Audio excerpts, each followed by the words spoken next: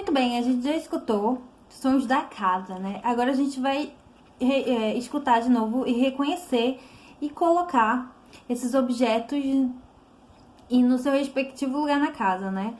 Aqui a gente tem a sala, aqui a gente tem a cozinha. Que sons será que a gente pode escutar na cozinha? A gente escuta o som da geladeira, a gente escuta o som do fogão, a gente escuta o som dos objetos da mesa, né? Nos pratos na mesa. Aqui na sala a gente pode escutar o som da televisão, o som da luz ligando. Aqui no quarto a gente pode escutar o som do guarda-roupa. Tem vários sons. Aqui no banheiro a gente pode escutar o som do chuveiro, como a gente viu. A gente pode escutar o som da descarga. Vamos escutar e reconhecer? Vamos para o primeiro som.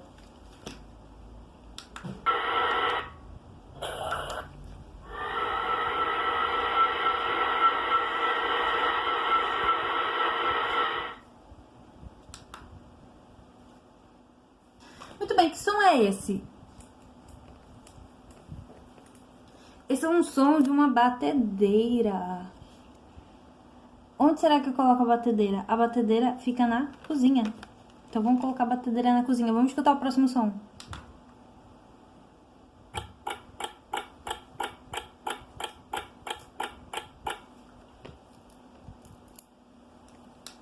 Bem, isso que a gente escutou foi um relógio. Onde será que a gente coloca o relógio? O relógio fica no quarto.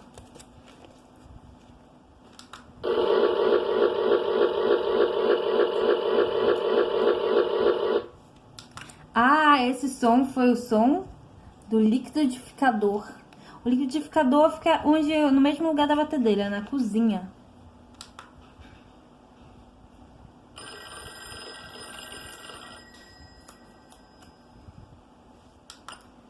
Esse foi o som do telefone.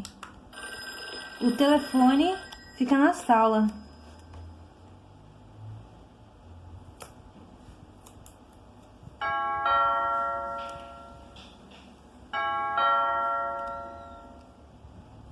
Que som foi esse? Foi o som da campainha. A campainha fica em que lugar da casa? Fica do lado de fora.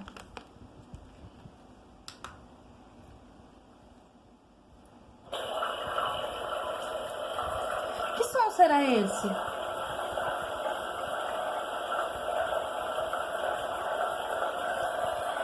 É o som do chuveiro. E onde é que fica o chuveiro? Fica na cozinha, no banheiro.